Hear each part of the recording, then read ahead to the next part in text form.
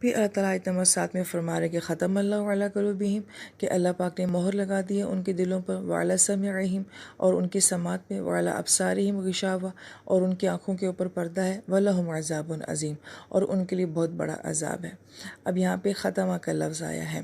ختمہ کا مطلب ہوتا ہے کہ کسی برتن میں جب کوئی چیز پکائی جاتی ہے اور جب وہ چیز پک جاتی ہے تو اس کے بعد ہم اس کو آگ سے اتارتے ہیں اور اس کے اوپر ڈھکن رکھ دیتے ہیں۔ ہم اس کے اوپر ڈھکن اس لیے نہیں رکھتے ہیں کہ اس سے کچھ گرنے والا ہے، بلکہ ہم ڈھکن اس لیے رکھتے ہیں کہ کھانا اب تیار ہو چکا ہے، اس کو مزید اب اور پکانے کی ضرورت نہیں ہے، اس لیے جو ہے اس ڈھکن کو جو ہے وہ ختم کہا جاتا ہے۔ اسی طریقے سے جب کوئی خط لکھ دیا جاتا ہے تو اب خط مکمل ہو گیا ہے، اب خط کو لفافے کے اندر ڈالا جائے گا اور اس کے بعد جو ہے وہ مہر لگائی جائے گی۔ پہلے وقتوں میں لوگ جو ہے وہ موم کو پگھلا کے جو ہے خط کے اوپر جو ہے مہر لگا دیا کرتے تھے کہ اب یہ خط نہیں کھولے گا، جو کچھ لکھ دیا ہے وہ ہم نے اس کے اندر اب لکھ دیا ہے، یعنی کہ ایک کام کا کمپلیٹ ہو جانا، مکمل ہو جانا۔ اب یہاں پہ اللہ پاک یہ لفظ استعمال فرما رہے ہیں ان کے دلوں کے لیے کہ جن کے دل کفر میں پک چکے ہیں۔ یہ انڈرسٹوڈ بات ہے کہ یہ لوگ کسی صورت میں بھی اب ایمان لے کر نہیں آئیں گے، تو اللہ پاک یہ فرماتے ہیں کہ ہم نے ان کے دلوں کے اوپر مہر لگا دی ہے۔ اب یہ کام بھی صرف اللہ تعالیٰ کی ذات ہی کر سکتی ہے کہ اللہ تعالیٰ کو پتہ ہے کہ اس دل میں جو ہے کسی طرح سے ایمان کی کوئی گنجائش نہیں ہے، لہٰذا ان کا کام ختم ہو چکا ہے، ان کے دل کفر میں پک چکے ہیں، یہ کسی طور پہ بھی اب ایمان لے کر نہیں آئیں گے، تو ان کے دلوں کے اوپر مہر لگا دی ہے۔ دوسرا اس آیت کا خوبصورت آپ پہلو یہ دیکھیں کہ قلوب جو ہے وہ جمع آیا ہے، سماعت کا ذکر جو آیا وہ واحد میں آیا ہے۔ اس کی کیا وجہ ہے؟ اور ابصار کا ذکر بھی جو ہے وہ واحد کی صورت میں آیا ہے، اس لیے کہ دل سب کے مختلف ہوتے ہیں، لیکن سماعت جو ہے اور بصارت جو ہے وہ سب کی ایک جیسی ہوتی ہے۔ سب نبی علیہ السلام کو سن رہے تھے، سب نبی علیہ السلام کو دیکھ رہے تھے۔ آج کے دور سے ریلیٹ کریں، سب قرآن کو سنتے ہیں، سب قرآن کو دیکھتے ہیں، مگر دل ہر ایک کا اپنا اپنا ہے۔ ہر دل جو ہے اپنی صلاحیت کے مطابق جو ہے وہ اس کو نصیحت کو لیتا ہے۔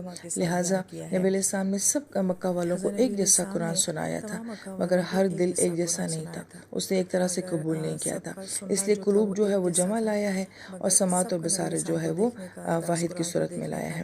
ہم ایک درس دیتے ہیں، آپ کو ترجمہ سنا رہے ہیں، تفسیر سناتے ہیں، سننے والے سب ایک طرح سے سنتے ہیں، دیکھنے والے سب ایک طرح سے دیکھ رہے ہوتے ہیں، مگر اثر ہر ایک کے دل کے اوپر اپنا اپنا ہو رہا ہوتا ہے، اس لیے قلوب کو یہاں پہ جمع کی صورت میں لایا۔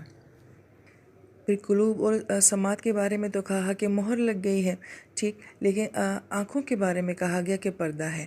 پردہ کیسے ہے؟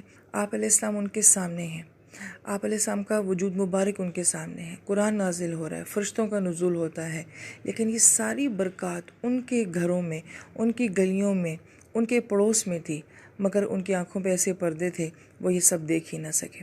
اللہ کسی کی آنکھ پہ ایسا پردہ نہ ڈالے کہ اس کو سب کچھ سامنے نظر آنے کے باوجود بھی کچھ نظر نہ آ رہا ہو۔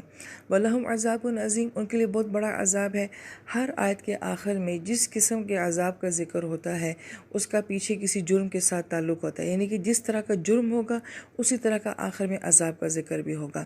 لہٰذا ان کا بہت بڑا جرم کیا تھا کہ انہوں نے نبی کو ٹھکرا دیا تھا، نعوذ باللہ، قرآن کو ٹھکرا دیا تھا۔ یہ کوئی چھوٹی موٹی بات نہیں ہے، یہ بہت بڑا جرم ہے، اس لیے اللہ پاک نے فرمایا کہ ان کا عذاب بھی کیا ہوگا، بہت بڑا ہوگا۔ عظیم لفظ جو ہے یہ عزم سے ہے، اور عزم جو ہے وہ ایک سخت ہڈی کو اور بڑی ہڈی کو کہا جاتا ہے۔